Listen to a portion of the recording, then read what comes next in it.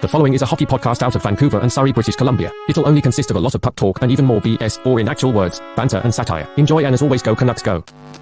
And Adam Foote as well, like just from being at the rink, like he's always talking to guys on the bench. Like I swear, I was at probably, maybe under 10 games last season, and every time I look at the bench, Adam Foote is talking to his defenseman on the bench.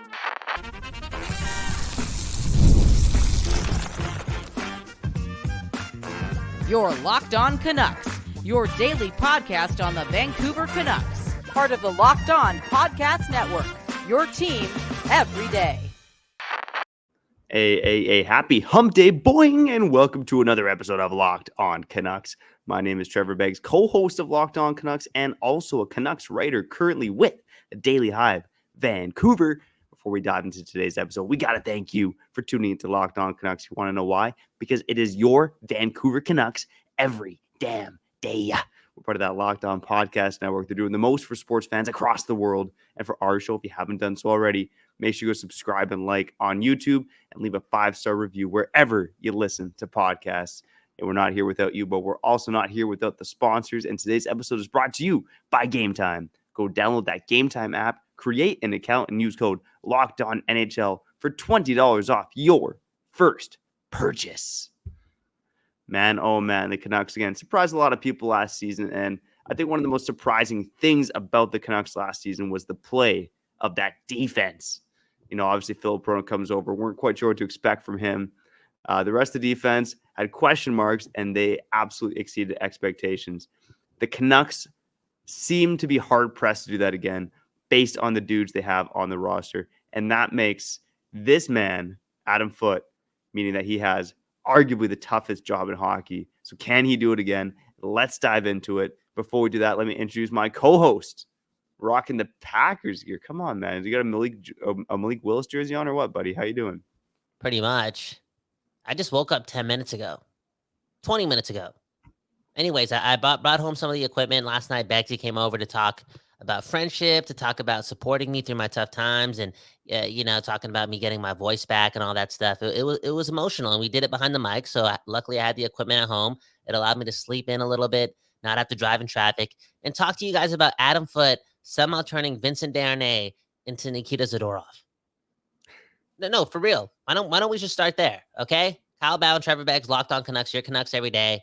Most of the time produced at the Don't Doze Art Lab. Today I'm at home, and today I'm dreaming. Because, man, oh, man, Nikita Zadorov wasn't that good until he got to the Vancouver Canucks.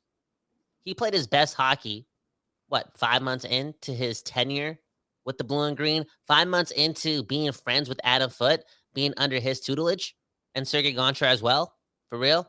I feel like sometimes we forget about Gonchar too much in this little conversation about defenseman gurus in Vancouver. But, man, oh, man, he transformed when the going got really tough, when the games really, really mattered. Nikita Zadorov was our third best defenseman. Hey, scratch that. He was our second best defenseman.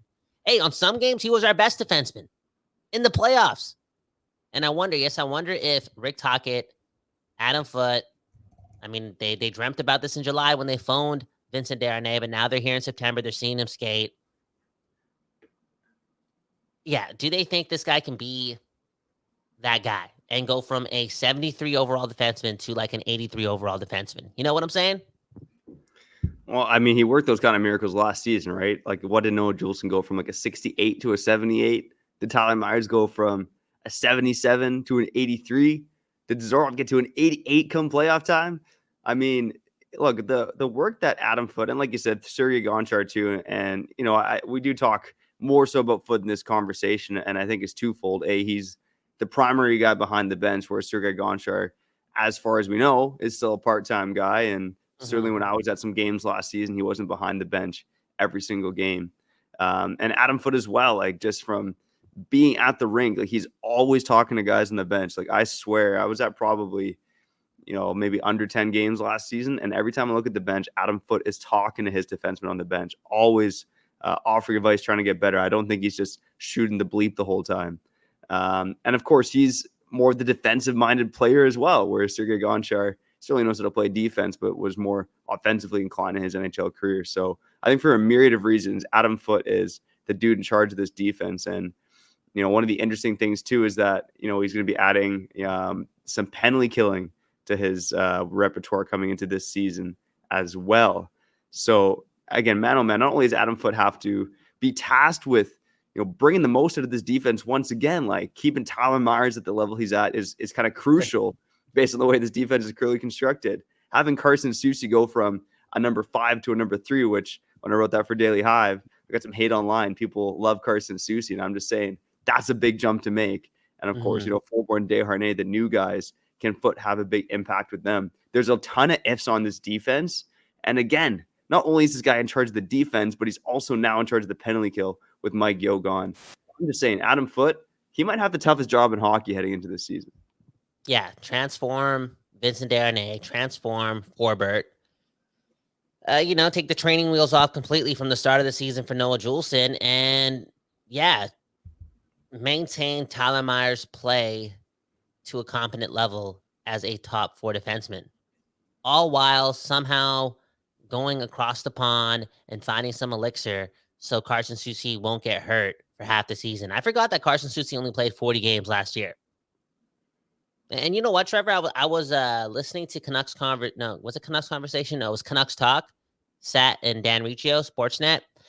And they were talking about how this team early on this season is also going to miss Ian Cole. And I know we all hated Ian Cole towards the end of the season because he scored like 4 goals he had more goals than Elias Pettersson in the playoffs. Ridiculous. He scored a lot of goals on Archer Shelovs. Ridiculous. How do you do that? Because Ian Cole is that guy, and he was playing for the other team. He became an op at the end of the season. But man, oh man, in the beginning of last season, I forgot. Soucy got hurt, and there was Ian Cole being our 3rd defenseman. And one thing that I will say about Ian Cole, especially early on in the season, and again, Sat and Dan brought this up, and how it doesn't really bode well for this version of the Vancouver Canucks is man, they had a guy last year, like arguably on paper, if Ian Cole was here now, he'd be the 5th defenseman, right? And if that was the case, at least he'd be able to make a good first pass. And right now, Juulsen, Forbert, and Desharnais are those guys. Those guys are our number 5 defenseman, one of those guys. And it's kind of smelling like Lucas Pisa. If again, Adam Foote doesn't turn these guys into new players, like literally new players. Spiza. Yeah, one of the most fun names to say, but man, oh man, that's brings back a lot of bad memories of Jim Benning and his disastrous pro scouting. Kyle, when you look at this defense, I think it's easy to gravitate towards the new guys, but which defenseman do you think is going to benefit the most from Adam Foote this season? Ooh. I'm going to say, honestly, I'm going to go with Vincent Desharnais. I think I've been roasting him over the last couple of days, even though a couple months ago I was team Vinny D and said he was going to be better than Darnell Nurse, and I'm going to be nicer to him. And now I got closer to the season and I'm getting emotional, and I'm, for whatever reason, like super pessimistic. But then here I am also watching some of the interviews from a couple days ago. And again, Vinny D is a good guy, really good guy, smile in his face, good teammate. I'm sure he's going to be defending some teammates too if the going gets tough during the game of ice hockey. And I hope that guy can go under Adam Foote's wing and literally turn into a brand new defenseman, because the Canucks need that. And, this guy's here for 2 years, transform, do your thing, become a new player, go get paid again. All the best. Yeah, I think you got to hope it's Vinny D, right? Because, Hughes and Hronek you believe in. Soucy Myers have at least been with this team last season. Vinny D, from what we saw in the playoffs, a flawed player, to put it nicely. And I know the defensive metrics were kind to him. I know he was good on the penalty kill, but he often seemed like a player who was a step or two behind the game come playoff time last season. So the Canucks, again, they gave him $2 million a year. That's not nothing. You better hope that Adam Foote has a massive impact with Vincent Desharnais. Let's bring up this comment from Andrew. Andrew says, I think Forbort is way better than Cole was. I've been diving into this a bit, and I think there's some recency bias with Ian Cole, like you mentioned, Kyle, and like Stat and Dan were mentioning. Ian Cole, it was crazy that this guy came in and was playing like 23 minutes a night when he came to this team at the beginning of last season. Like, he was easily the number 3 defenseman on this team. There was a clear top 3, bottom 3. And obviously Cole slowed as the season went on. But I think people are kind of forgetting how effective he was early on in the season. Derek Forbort, let me just put this out there. I mean, Derek Forbort was not a full-time NHL player last season. He played 35 games. Whoa. Healthy scratch, some injuries, but he only played 35 games last season for the Boston Bruins. Statistically, he is probably about half the player Ian Cole was. Both had negative offensive impacts, strong defensive impacts. Cole stronger than Forbort's. But yeah, I think there is a bit of a hope and a prayer with Forbort that he's going to be a solid third pairing defenseman, especially considering that he's almost 35 years old. Yeah. I'm hating on the old guys. Oh, he's only 32. Maybe okay. Never mind. Derek Forbort, you're fine, buddy. You're fine. Never mind. You just sound like a robot over the last 10 seconds. I think it was because it was just you glitching up, trying to justify Forbert or Darren A being one of those guys, or trying to justify Andrew's comment. Speaking of which, Andrew, man, maybe this guy, had, I don't know, maybe this guy's, having a little fun this morning. He's all over the place. He's full of love. Happy 10-year anniversary to that guy, right? Love can make you say a lot of crazy things, and this guy's saying that Forbert is better than Ian Cole. Bro, Ian Cole, again, in the beginning of the season, when the Canucks were hot, when they were the best team in hockey, when they were the show on ice, right? When they were those guys, when they brought the fun back to the city, bro, Ian Cole was your third best defenseman. So, yeah, just tread with caution. And I said this yesterday, and I actually meant it. And I more so meant it because Shelovs is going to be in net and not Demko to start off the season, most likely.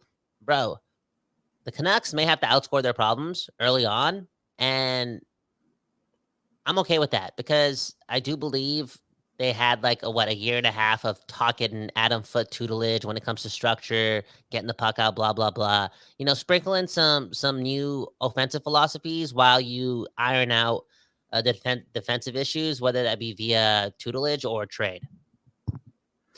Yeah, exactly. And again, Adam Foote definitely has his work cut out for him to get the most out of this blue line. Kyle, there's two things I want to touch on the other side. I want to touch on a defenseman who I think is primed for a breakout season, and aside from the Stars, is the most important defenseman on your Vancouver Canucks. And let's touch on this comment from Callum Sandu. Isn't any D-man an Abbotsford an option if Forbort and Desharnais suck? Let's touch on that on the other side as well. You're listening to Locked On Canucks, your Canucks every day. We'll be back on the other side after we shout out our friends over at Game Time. You know the deal. If you're buying tickets for NHL, NFL, concerts, comedy, theater, whatever it is you're into, make sure you go buy those tickets on Game Time. They are the place to go to buy tickets because they got that lowest price guarantee, baby. Come on, who can guarantee the lowest price? Nobody but Game Time. And they're stepping up their game, baby. They're going from an 8 out of 10 to a 10 out of 10 here because they got this new feature called Game Time Picks that makes getting tickets for your favorite live events even easier. Game Time Picks filters out the fluff and shows you only incredible deals on great seats. You don't have to waste time searching through thousands of tickets because who wants to search through thousands of tickets, man? Come on. You need time to sit back, scratch your sack, relax, all that good stuff.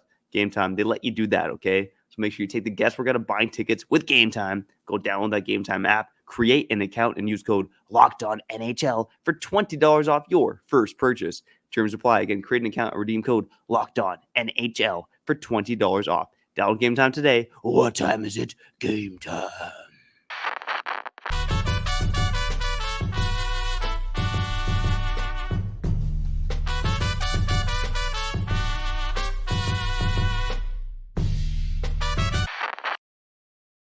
Okay, we back doing this, and that's talking about your Vancouver Canucks, Kyle Bow and Trevor Beggs.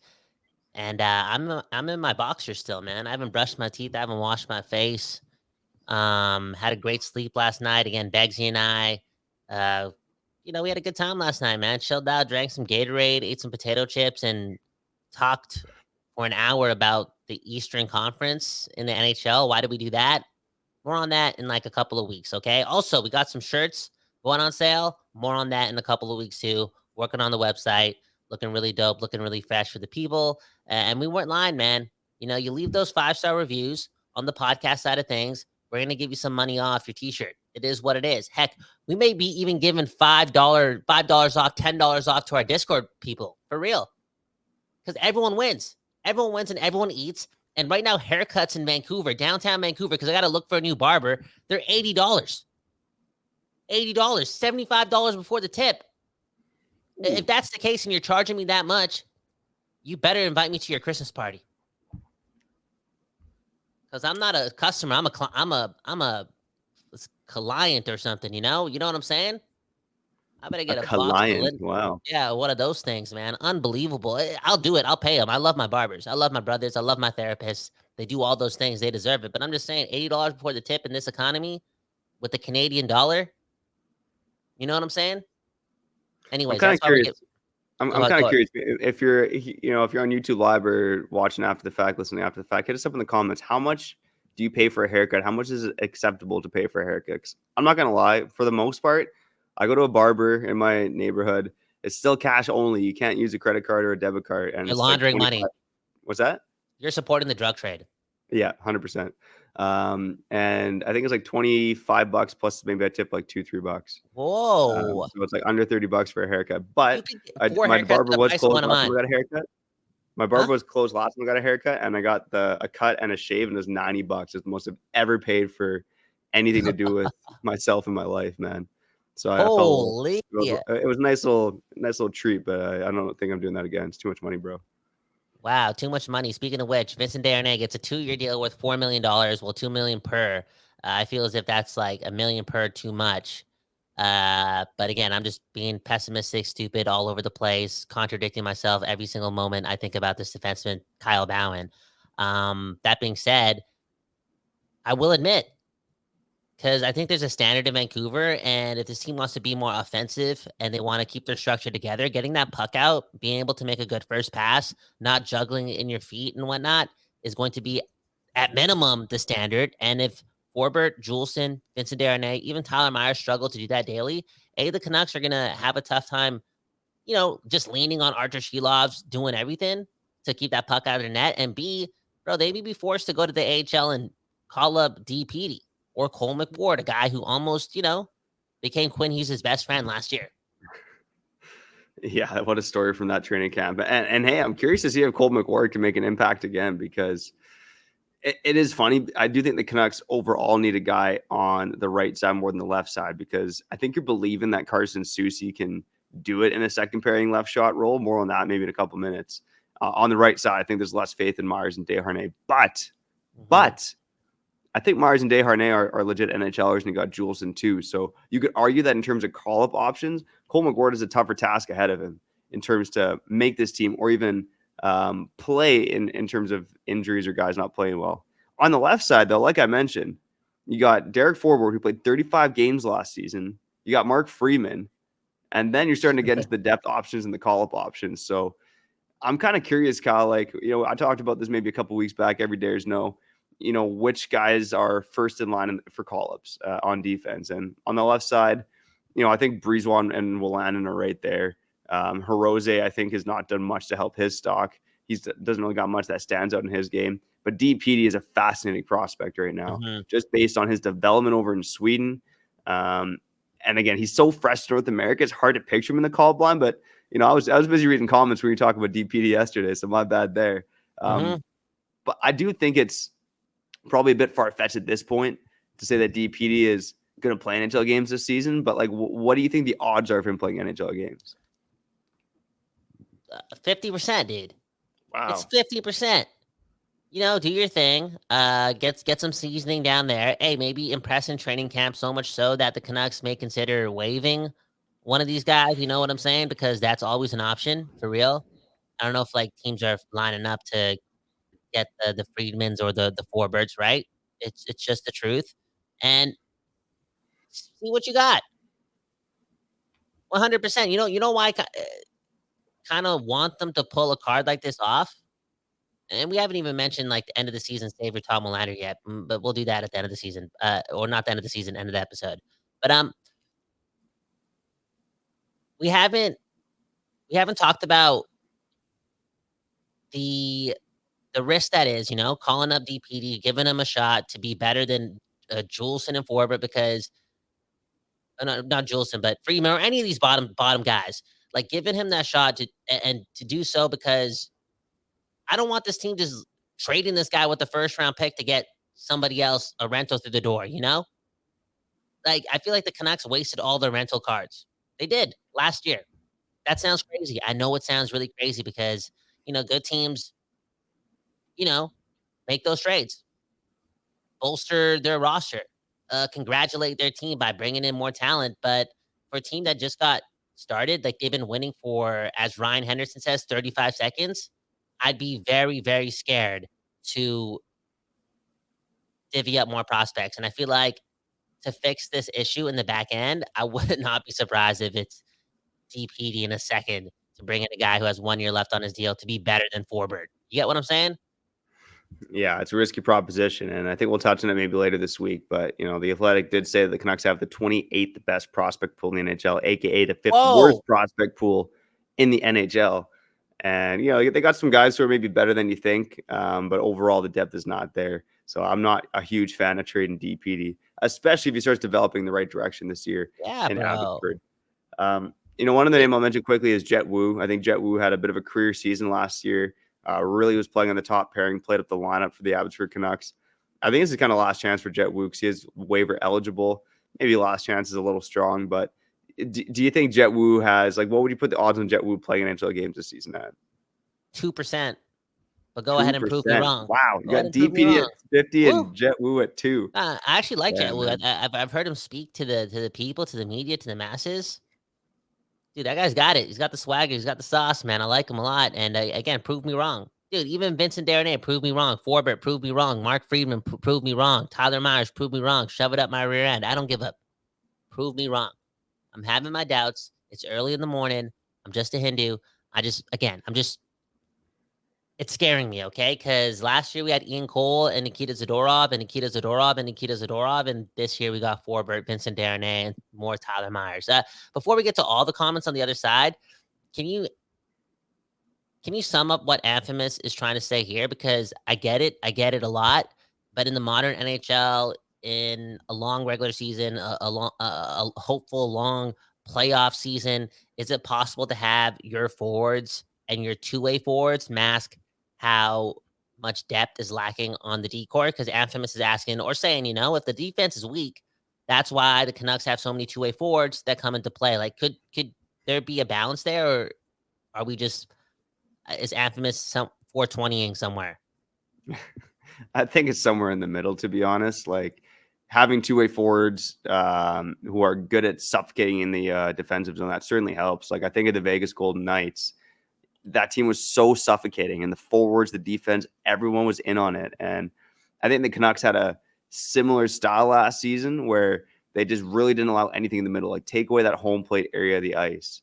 And again, they did it with guys who on paper last season weren't that strong, like Myers and Juulsen and all that stuff.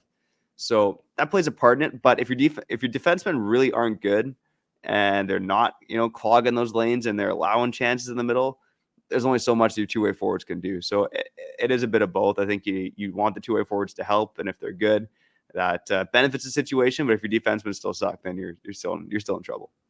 And again, if the Canucks are trying to be a more offensively inclined team and lean into Elias Pettersson a bit more, being able to make a good first pass 99% of the time and not have to bank it off the boards with your eyes closed 70% of the time makes a huge difference in organizational philosophy and overall execution. So this is going to be really, really fascinating, man. Adam Foote, bro, if the Canucks are good again and they're really good defensively again with Archer Sheloff starting a bunch of games, I'm telling you, Adam Foote may be the first assistant coach of all time to win the Jack Adams. Damn. Let's go. Foote for the Jack Adams. How the heck's that going to work? Who knows? I do know that we got one more segment coming up on the other side. A bit of comments, maybe some sushi talk. We'll see how it goes. Can you listen to Locked On Canucks? Your Canucks every day. Back on the other side after we shouted our friends over at Hidden D. And oh man, I'm looking outside in the summer. It's over. It's over. But hockey season is back, baby. And you know what? If you've been unemployed as a bum this summer, you got to make sure that you go use Indeed. And if you're an employer, you need Indeed, okay? Because Indeed is your matching and hiring platform with over 350 million global monthly visitors, according to Indeed data, and a matching engine that helps you find quality candidates fast. Ditch that busy work and use Indeed for scheduling, screening, and messaging so you can connect with candidates faster. And Indeed doesn't help you hire faster.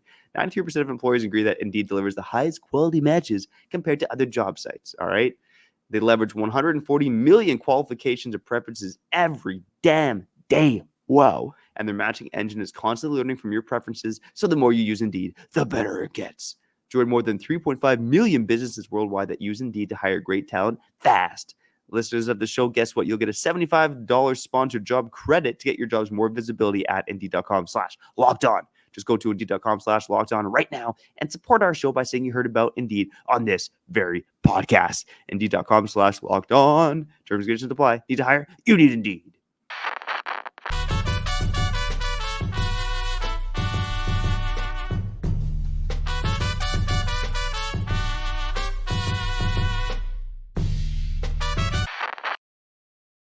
People, we back doing this, and that's giving you your Locked On Canucks every day. My name is Kyle Bowen. That right there is Trevor Beggs.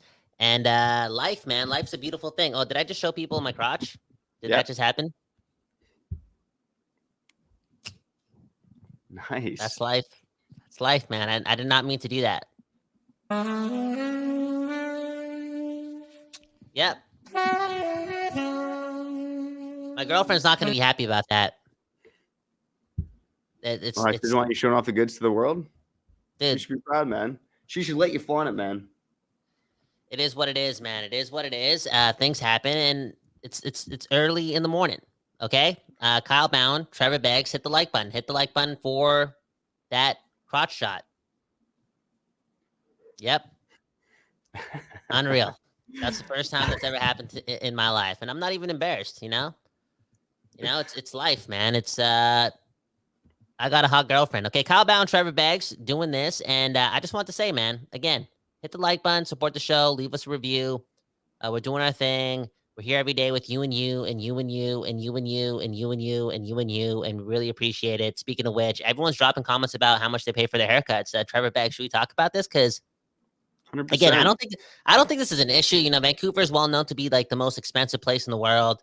And again, I love my barbers. Like, who else is going to cut your hair and make you look good and also listen to your problems? That, like, they should be getting paid $240 an hour, if you ask me. But, you know, end of the day, they don't got that diploma or that degree. They got the diploma. But actually, some barbers probably don't have the diplomas, let's be honest. And they're raking it in. That's crazy. But, man, $80 for a haircut nowadays. I need a fade. I need to get my beard trimmed, all this stuff. And, yeah, all I'm saying is if I'm paying you that much, it's cool and great, but there should be like a reward system. Maybe if I get 50 haircuts a year or 30 haircuts a year, give the 31st one for free. Don't you agree? Yeah, I feel like that's it should almost be like 10 haircuts get one free. But it seems like the consensus is like 40 to $50 for a haircut, you know? Which again, that means like I feel pretty good about my $28 haircut, not gonna lie, man. Although this one was like a probably $50 haircut with the $40 shave. So again, I don't plan on doing that again. That was a once in a blue moon Beggsy little treat there, buddy. And look at this comment, right? I'll be Kyle's barber. And this comes from Cashman for the win. If I'm getting that type of pay. Speaking of Cashman, he had a really nice comment saying this is the first time he's joined us for this live. I promise, like, we don't really show our bottoms every episode. Like, that's the first time that happened. But he just said this, okay? Been watching the show for months, and for the first time, I've had a chance to catch you live. Keep up the amazing work, and never change your beautiful voice. Kyle, you know what? Again, I'm happy that I was able to reverse that surgery that I had via the power of friendship, because I do believe in the universal language, and friendship can fix all wounds. That being said, we're talking about haircuts. Again, the more likes we get on this video, the closer and closer I'll get to Turkey, because I am balding, and I don't know. I don't know if I'd look good bald, man. Oh, dude, you could rock it, man, because you're flex bound. You got the muscles, baby. You got the muscles, okay? And yeah, the Vancouver Canucks are all about bald guys, right? Like look at Alvin, Rutherford, Tocchet, man. They're all about the bald heads in Vancouver, man. Although they did get rid of Sam Lafferty, who was one of their bald players. But you know, speaking of muscles, man, and I know we're up on time, so maybe we'll talk about this on another episode. But you know, Carson Soucy, he's a big boy back there, and they're going to be relying on him a ton this season, a ton. Do you have faith in Carson Soucy, who again has never logged more than 17 and a half minutes per game, to be a solid number 3 and play 20 plus minutes per night? Are you believing in him? Oh, if he can stay healthy, 100%, 100%. But again, he played 40 games last year. 40. I did not know that. I know he missed a lot of time, but I didn't know he missed more time than he played games in the regular season. You know what I'm saying? But I feel like he has the skill. He can skate. He's smart. I think there's more offense there. I'm not saying this guy's Filip Hronek. I'm not saying that because he's not. But I think he's competent. And I think there's another level there offensively too, to be honest with you. I mean, I wrote about this with Daily Hive this week, but last season he had 2 goals and 6 points in 40 games like that. He was on pace for 4 goals and 12 points. That's like easily the lowest output of his career. This is a guy 2 seasons ago that had 10 goals and 21 points in like 64 games. Like Carson Soucy's got the sauce. No pun intended for the saucepan back there, but he's got the sauce to be not just a solid defenseman, but an offensive producer as well. He's got a pretty good shot, a sneaky good shot. I think, while some Canucks were padding the points last season and maybe were a little lucky to hit the point totals they hit, Carson Soucy is one of the few players on this team who I think, offensively could have quite a big step up, and defensively, look, I think he proved in the minutes he played last season that he can handle an increased role. And that's why they signed him to that deal. That because if he stays as a bottom pairing defenseman, he's kind of making that bottom pairing Dman money.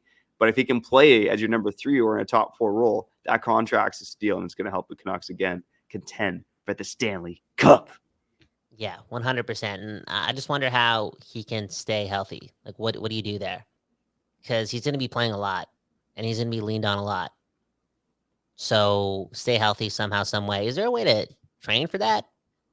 Other than just read a bunch of Deepak Chopra and hope for the best and take ayahuasca and, I don't know, do your thing? Now I'm just talking like Aaron Rodgers. I can't believe Aaron Rodgers is coming out with a Netflix movie called Enigma. Like, you're not an enigma, bro. I think that doesn't mean what the word. That's not what the word means. Can I ask one more question about the decor before we get out of here?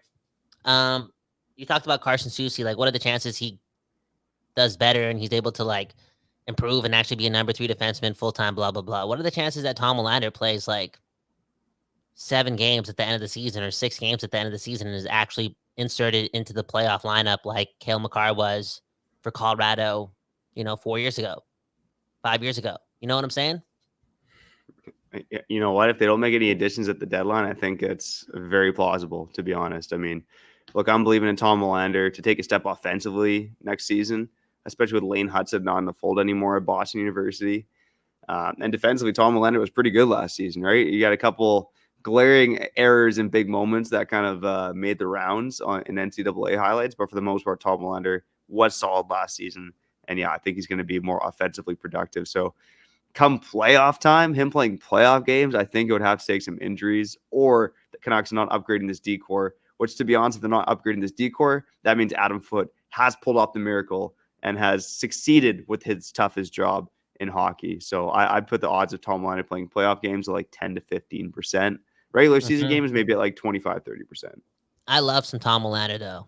The more and more you watch some of the film and, you're watching the same versions of the film, you just see the potential and the difference maker he can be with the Vancouver Canucks. Because I think that, like, he's no Quinn Hughes, but he's also not a Filip Hronek. Like, there's some more dynamic skill there. For real. Anyways, last comment. Anthem is saying that balding saves you haircut costs, which is true. If I don't go to Turkey and take that money I make from the show and to not go to Turkey and put that in a 0.6% stock, as you and I were talking about last night, one of those RSSP boomer thingies, boom, bam. If I take that money and put it there in 15 years, I will have $8,000. Wow. I mean, I'd be down to go to Turkey with you, bro. Let's be real. So I'm down if you're down. Okay, cool. Let's go to Turkey, man. Let's save my hair. And, it is what it is. One love to all the listeners. Sorry for the shot of my boxers, the bulge or the lack thereof the bulge. I'm a Packers fan, but I'm not packing. That's not true, man. People can replay this on YouTube if they want to see Kyle's crotch. We probably know shots of Kyle's crotch on the next episode of Locked On Canucks. Again, one of the things we want to talk about this week is the Young Stars roster. They announced the roster. Let's dive a bit deeper into that on an episode tomorrow or Friday and talk a bit about the Canucks prospect pool in general. But for now, we got to get out of here. Shout out to the everydayers, occasional listeners, first-time listeners, new subscribers, and those of you who join us on the live show on YouTube. A shout out to each and every one of you whenever you're listening. We appreciate you for tuning in to Locked On Canucks. Happy Hump Day. Happy anniversary, 10th anniversary to Andrew and his wife. Enjoy the day. 10 years, man. I'm gonna message my girl right now. I'm more in love with my girl today than I was 30 minutes ago because I know that Andrew's been with this girl for 10 years. So I'm about to cry.